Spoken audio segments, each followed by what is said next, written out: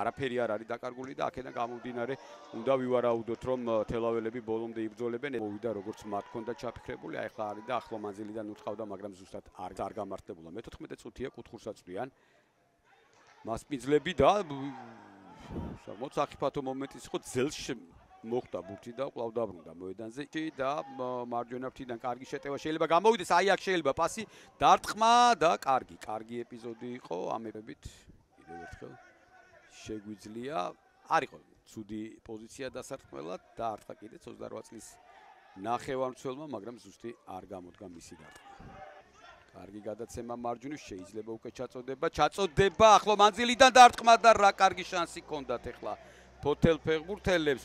შემდეგ ხარებავას შეტევა იხედავ ზურაბიანი ახლა ბურთით ჩაწოდება კარგი იყო ძალიან ქუთათელაძე ერთი მოძრაობით მიიღო დაარტყა და ახლო კუთხეში წასული ბურთი ძელმა ისხლითა და შემდეგ უკვე დაბრუნდა ბურთი მოედანზე. აქ მეკარე ვერაფერს ვერ შეძლებდა მშვენიერი. ეს უკვე მართლა ძალიან რეალური მომენტი იყო. ხედავთ, კარგი იყო ძალიან ქუთათელაძე ამ ეპიზოდში ისე. ასაგებია, მაღალი კარში წავიდა ბურთი და კარის ბადე ზევიდან დაეცა.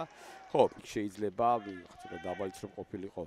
შეიძლება ვინმე შეეხოს, ისე აღმოჩნდეს, ისე წავიდეს შემდეგ კარის მართულებით, მაგრამ ამ შემთხვევაში ხა თუ ეპიზოდს მთლიანად შევხედავთ, მეკარე ყურადღებით იყო და აკონტროლებდა ფოთელი ფეხბურთელები. ისიც თქვით და საუბრობდით, რომ ფოთელებმა ბოლო ორი შეხვედრის პირველი ტაიმი მოიგეს, საბოლოოდ წინაც იყვნენ, მაგრამ ერთი აქ საფრთხო მომენტი და მეკარე ძალიან კარგია ბეგიჩის დარტყმის შემდეგ. თან აი ხედავთ, აი ეს თაური ბეგიჩი შევიდა საჯერიმოში და არტყა კიდევაც, მაგრამ ყურადღებით არის თანდილაშვილი, რომელიც ძალიან კარგი მეკარეა და ამ შემთხვევაში მისგან მარცხენა დაბალ კუთხეში წასულ ბურთზე სწრაფი და დროული რეაგირება მოახდინა და ბურთი ისევ ჭედლიშვილი კუტალია კარგ პოზიციაში დაარტყა და მეკარემ ითამაშა, გაუვარდა და ეს პენალტია. ამ ეპიზოდში მეკარეც გაუვარდა და როგორც ჩანს შემდეგ უკვე დამატებაზე მისული თელაველი ფეხბურთელი ბულისკერიამ თამაშის წესის დარღვევით შეაჩერა მეორები და აქვე ჩაერთვება რა თქმა უნდა ვარიც საქმეში. აქ არანაირი თამაშგარე ვერ იქნება. აი ამ ეპიზოდში პენალტია. კუტალია იყო ძალიან კარგი ამ ეპიზოდში, რომელმაც ძალიან კარგად ითამაშა და შემდეგ უკვე მეკარე ბურთზე ვერ ასწრებს. აი კიდევ ერთხელ მაქსიმალურად დავწუნდეთ. ვერ ასწრებს მეკარე ბურთზე და ეს აბსოლუტურად გასაგებია.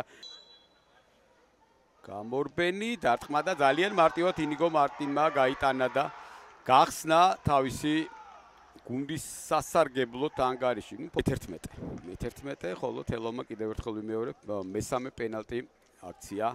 მეორე გოლად თავის სასარგებლოდ ინიგო მარტინი გახლავთ ფეხბურთელი, რომელმაც ძალიან კარგად შეასრულა, ზუსტად გააკეთა ყველაფერი და თვითონ ინიგო მარტინს რაც შეეხება, დიდი ხანი არ არის გუნდში მოსული და კიდევ ერთხელ ვიმეორებ, მეოთხე გოლის გატანა მოახერხა და ამით ჯადული იობაშვილს გაუთანაბრდა. ხო, ეფექტური იყო აშკარად, მაგრამ არაზუსტი. გულშემატკივარმა აპლოდისმენტები დააჯილდოვა ქუთათელაძეს. საკმაოდ ძლიერი დარტყმა კი გამოვიდა.